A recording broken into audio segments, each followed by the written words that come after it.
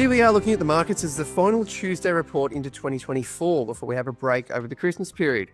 What's interesting is when we look at the fifth year, being 2025, the number 5 at the end, gives us some really interesting statistics, 2 that actually blew me away.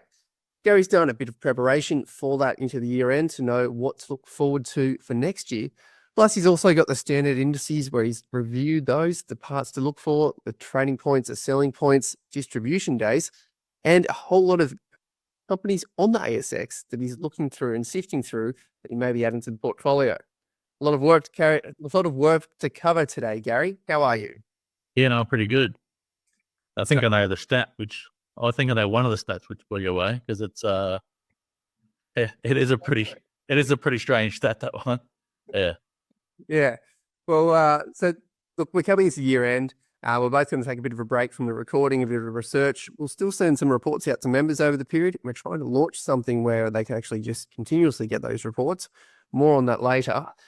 Looking at your Tuesday report, the commentary that you shared with the email yesterday, that part really grabbed me. I know we talked about it a lot before, but this leads into your report. And if people are new to the channel, something that you've done for a while is sort of, you can't help yourself in that down period over the Christmas, New Year's. You often just scour through charts and seasonality charts or cycles, and then you come out with a phenomenal blueprint for what you see ahead. So you kind of map out your highs and your lows, and those who followed in 2020, 2021, and particularly 2022, Gary barely takes credit for it, but he got the highs and the lows miraculously close, loaded shorts up, did really well, and then had lightened the portfolio and then re-entered the markets like within days of the low.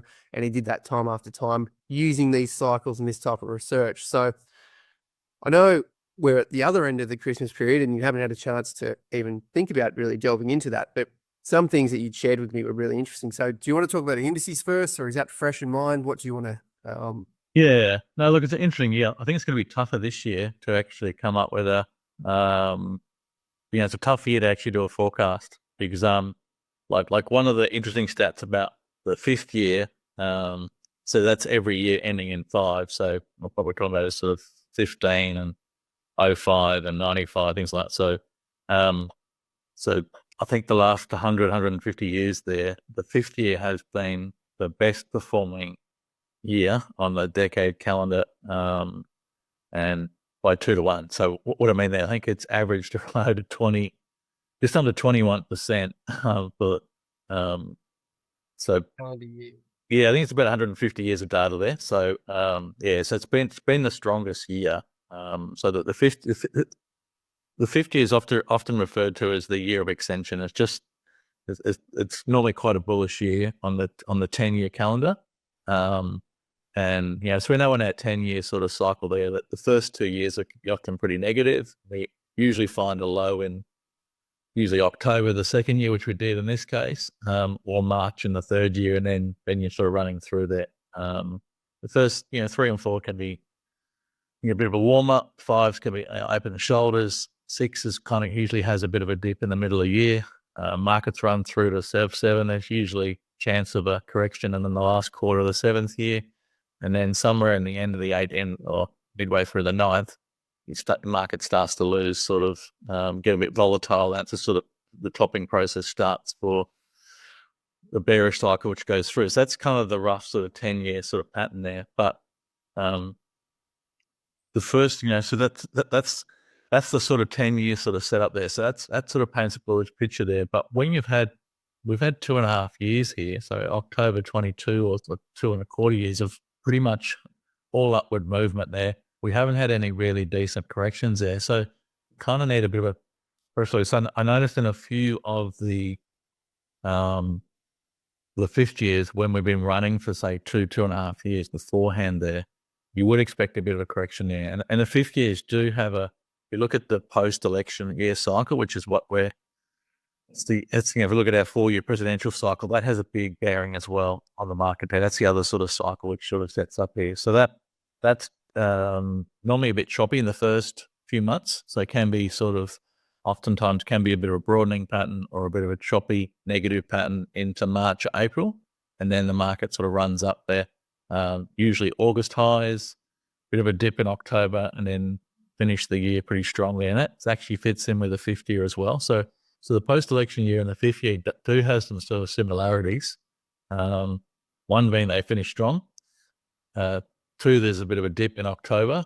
Three, there's obviously oftentimes there's an August peak. Not every single time. Sometimes we've actually said an August low. The cycle can invert, but it can be. But normally is pretty choppy the first few months. So if we think about this market's run here, we're hitting some big technical levels as I've been sort of talking about here recently. And if you go back to 05 and even 15, the last two fifth year cycles, Chris, I think 15 we found a high on the 29th of December before we had a bit of a pullback into August. That was sort of actually did end up having a fairly large pullback and then reset, and then the market went. And then the fifth year, which is the one that I quite like, that pullback from the 3rd of January sort of, into sort of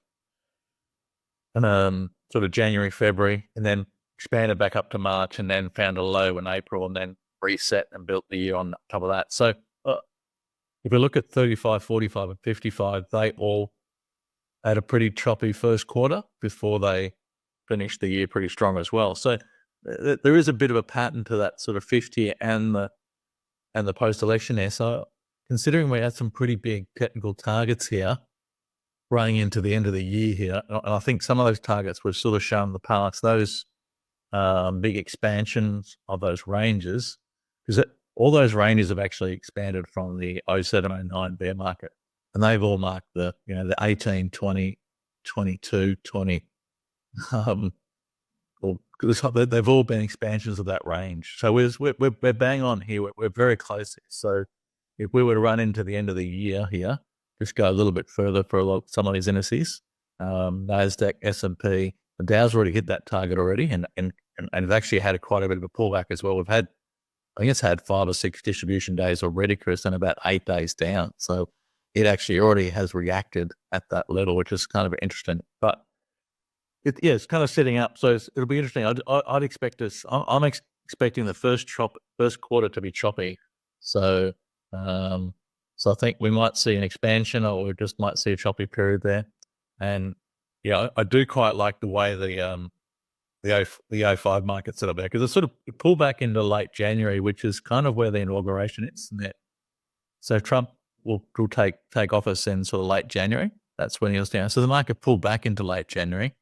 Then everyone gets excited by Trump coming in. It runs up for a couple of months into March, and then 2 months later, after everyone's got exuberant with Trump being in office and realised that the job's probably a lot larger than everyone anticipated, and to make change is going to take a lot longer than everyone realised as well. Maybe the market will fade there and then pull back into maybe come back into April or something, and then maybe if you make some of those changes there, and look.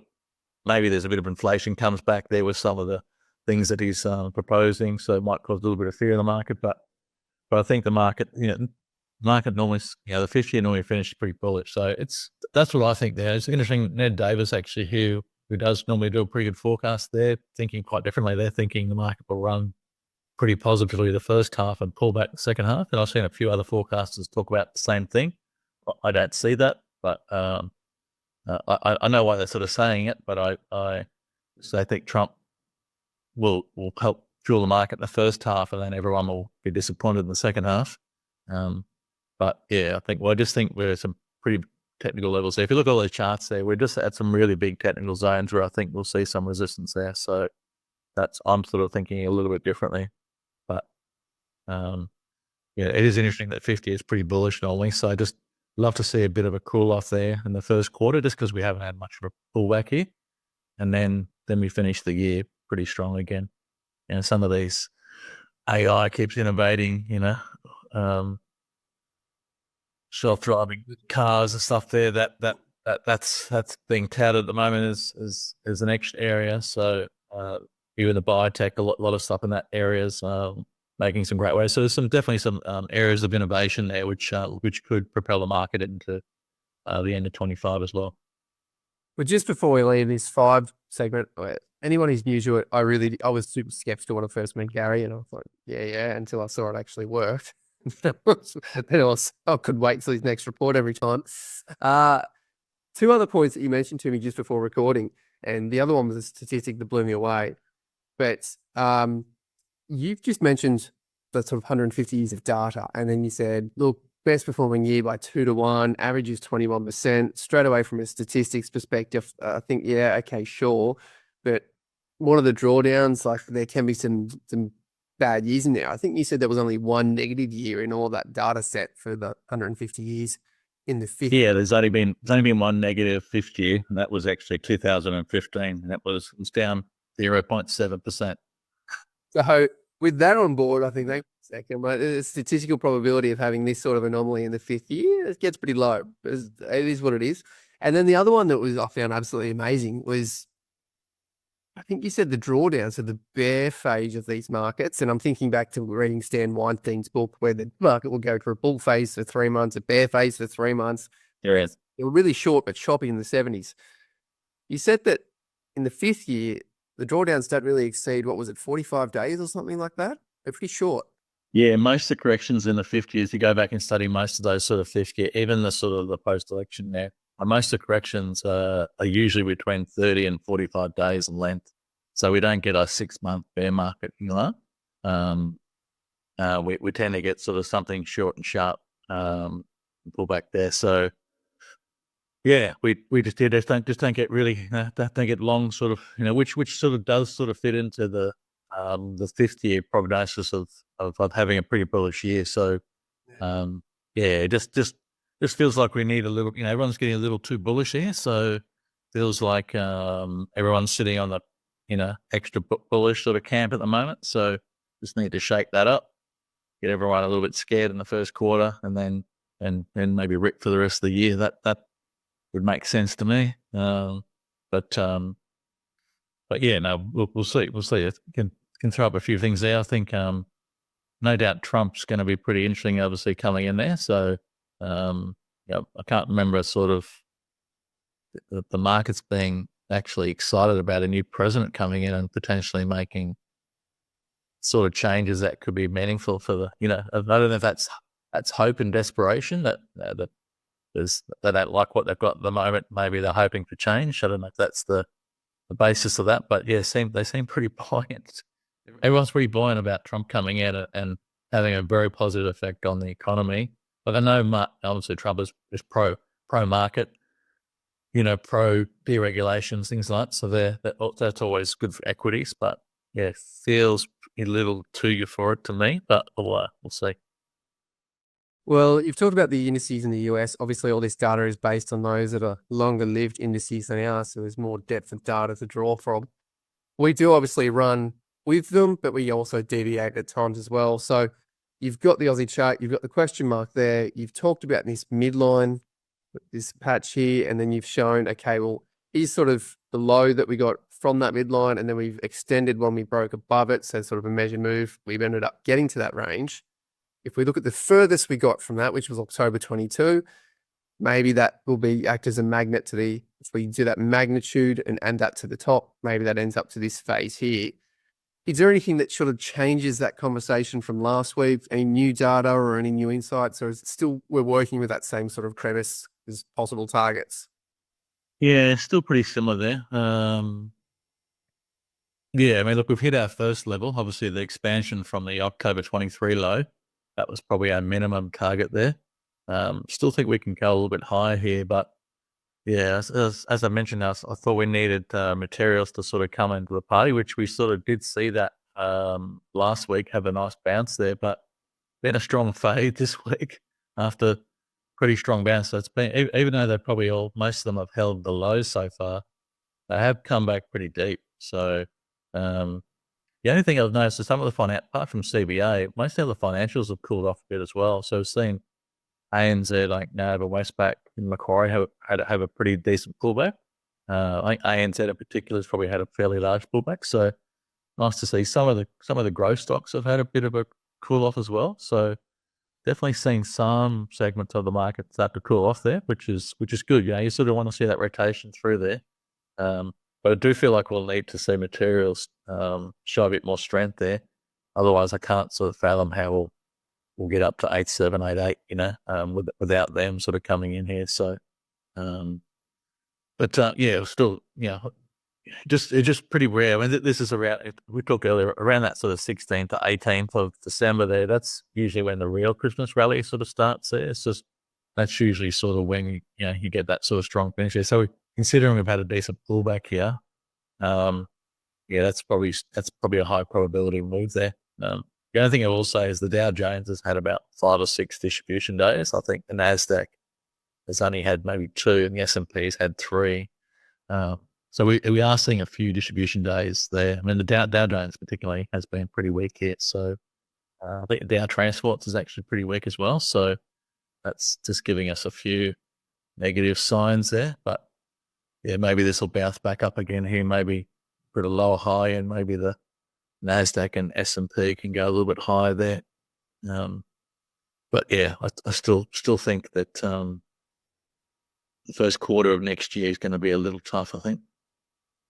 Right. Well, we want to then look into the layers of the market. You've spoken in this week's report about different sectors, and you mentioned energies. So why energies at this part of the market, this part of the cycle? And obviously you've got some that we'll talk about individual charts, but why are you looking at energy?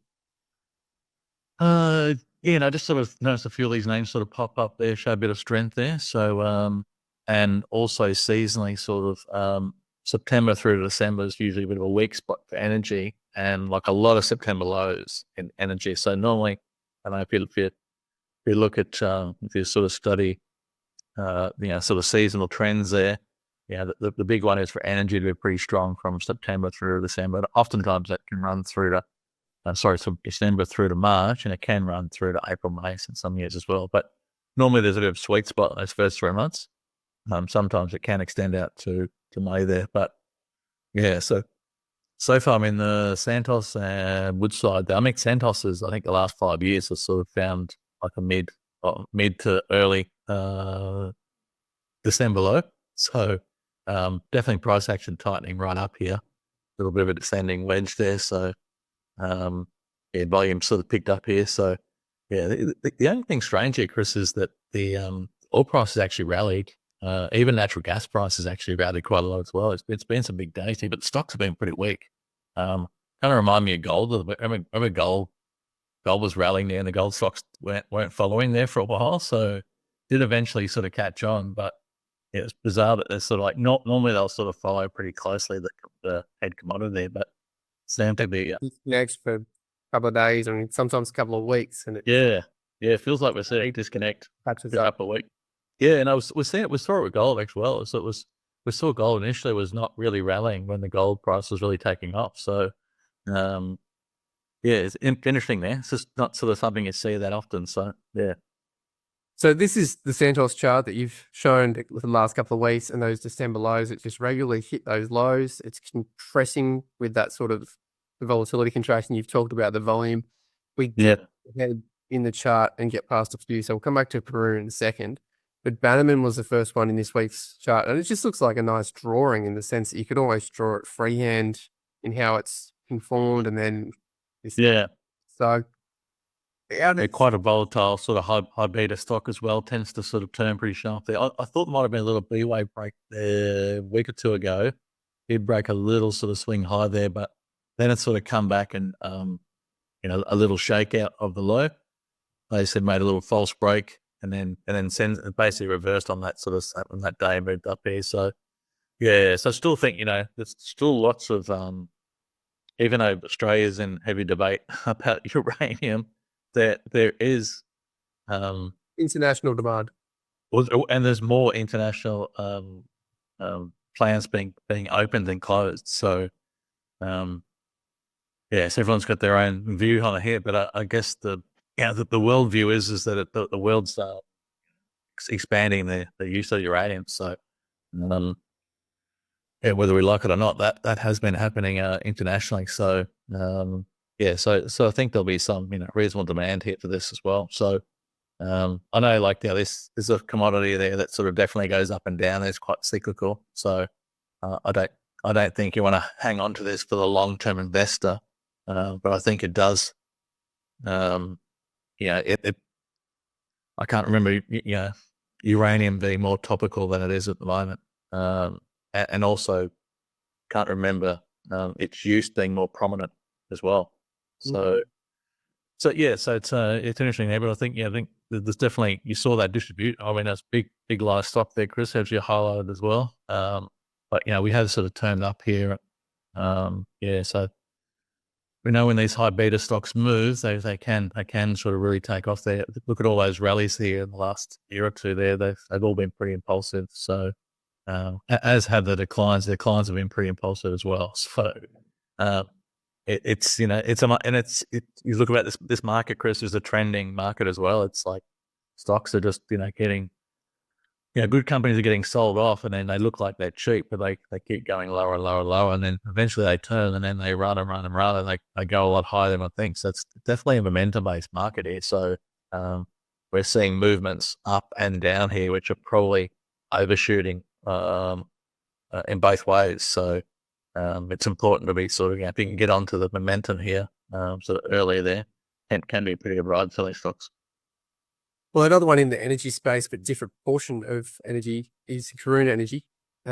So this chart, you have talked about sort of those trends in being cyclical and trending. We do show a high of 240, almost a low. It's almost 50% cut to where it is, but it has been narrowing in that volatility, as you've highlighted with this sort of narrowing, descending wedge. We've now broken out over it, and then I'll just scroll down to show sort of what the volume has been doing. What are you reading into this behavior here for Karoon at this end of the chart? Yeah, definitely the last sort of month there, the volume's been pretty light. So, definitely lighter periods through there. Has popped out of that range there, but again, you're still not seeing the heavy buying come in yet, Chris, as well. So, these energy stocks are still a little bit of a, still, even though we have broken out there, we haven't broken out any gusto there, so just, probably watch this one here. I'd like to probably see a higher low on this one here. And just so far, we haven't seen that reaction too. So just considering that the energy price has been moving higher here, I think Beach is really the only stock of that that really has jumped up and kind of gone. All the rest of them are sort of been sort of floundering a bit here. So I think you just, like to see a bit more of a base there, sort of built this one. But so it's definitely what I'm watching. But so far, a little bit disappointing there, considering we're right in the sort of seasonal window for these things to sort of have a bit of a rally. Well, we've looked at Santos already, and it's been in the last few weeks' reports. Woodside is the next one in this week's report. Same thing. We've got the share price on the far left-hand side around the 30, 31, coming down to 23.50. It looks like we've toyed with that area a few times, as you've highlighted with this sort of red patch. And it could be, I think you might have mentioned this recently, is this a valid 0, 1, 2, 3, or I can't quite make out which one's higher and which one's lower? What are you seeing on the Woodside chart? Yeah, we've probably only got a 0, 1, 2 at the moment. So probably just need another high low sort of established there. So still a bit early there. It is descending in nature too. Obviously, we're sort of, that's the risk there, is that so far the making lower highs rather than sort of higher highs. But we're seeing that lighter volume through as well. So we're not sort of seeing any sort of heavy selling through that. We're actually sort of seeing pretty light. Yeah, so even though it's sort of pulled back. So again, we're in that sort of seasonal window where we might sort of see, we should be sort of seeing a bounce there. But so far we haven't sort of seen that. So, but yeah, we just want to be looking for sort of signs of strength there. But yeah, I think we're looks like a bit of a basing pattern there.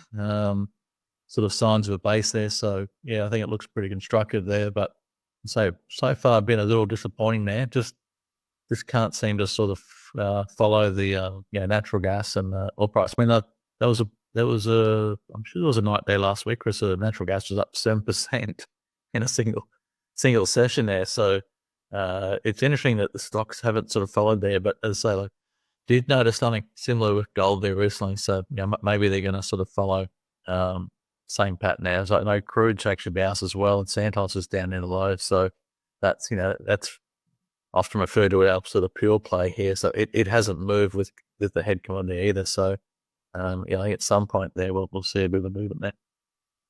So we shift gears, get a completely different part of the market and a different type of chart. You're talking about this being in the bottom half of the chart. Now we're going to jump into something that's in the top half of the chart. So REA Group, I love these trend lines. I'm going to highlight them a little bit here because I imagine you're going to talk about them.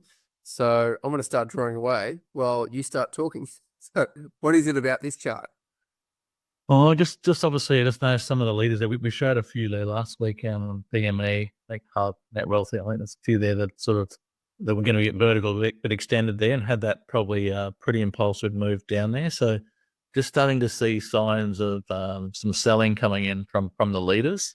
So from these growth sort of shares. So oftentimes we'll sort of see these start to sort of head down, just prior to the high there as well. So, just starting to see a few of these, get done. Right. So this is what's happening with REA Group. We've got that real move up, solid move up. I know that from your studies and you sharing them with us previously, you've said that when they have these accelerating trend lines, sometimes they can get 50% of that total move in that last flick up. It's definitely gone pretty vertical. So time will tell. Another one with a strong chart is Car, or what was Car Sales, now Car Group.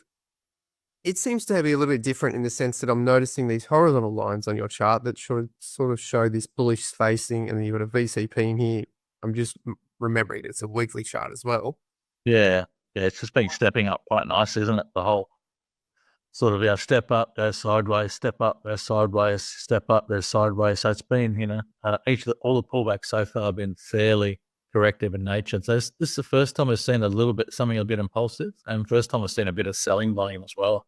So we've actually had, that the volume actually has picked up a bit there. It just tagged down a little lower there. You'll see that we've actually got some sort of heavier volume there the last few weeks there.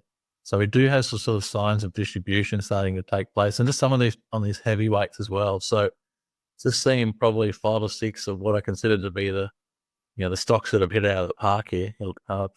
The growth leaders there start to show some signs of weakness. They start to sort of show some signs of sort of selling as well. So, but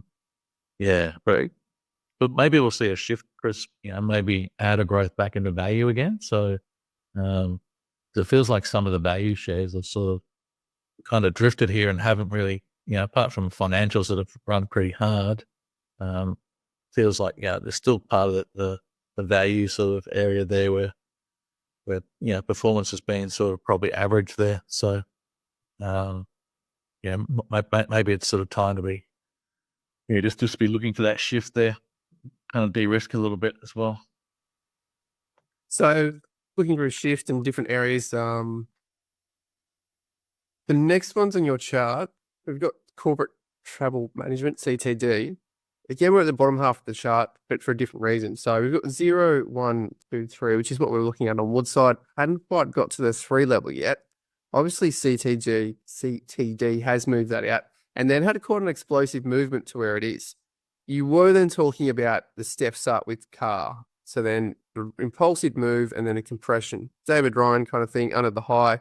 This is on the daily chart. So what's caught your eye in CTD? Just the lack of selling there, and the fact that the price is held pretty tight here, so I thought, Chris, as well. So it's had a nice rally up there, sort of secondary impulsive rally. Some pretty good volume on that rally there, and then the volume is sort of just kind of dried up here, really. So it looks quite good here. So might use up a little bit more time there, but but there's so far, this pullback's been pretty corrective in nature so far. So yeah. Nice. Well, the next one in the list is sort of looking at what we do from here on. So you've talked about the 2005 movement, 2015, 2025, that 5-year cycle, and then some different areas in the market that can rotate through, rotation being important. So are you looking to add into this period? So if we're not going to have a Tuesday report with you for the next few weeks, are you looking to add heavily into this? You talk about the Christmas or Santa rally often kicking off between the 16th and the 18th, rallying into year end. So you're heavy in the portfolio at the moment, you're light, you're going to trade into that and then lighten off. You're going on holidays, you're going to lighten off. Then how does your outlook for the next few weeks?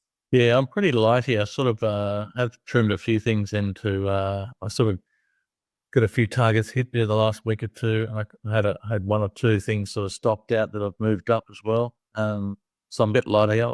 I have added a few, a couple of those energy names this week, just added one other as well. But probably just, there's, to be honest, it's sort of tough to sort of see anything. There's not that many great signals at the moment. And I feel like a lot of things have actually sort of started to tip over.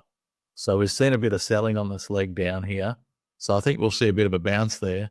But we've probably got to watch this next bounce there. If we see light volume in this next bounce, that'll be a bit of a concern there. That might sort of add some weighting to the, to like a early January peak here if that sort of does sit up here. So just got to watch how we sort of rally in the next couple of weeks. I say pretty rare not to sort of rally through to the end of the year. Normally this is a pretty buoyant period.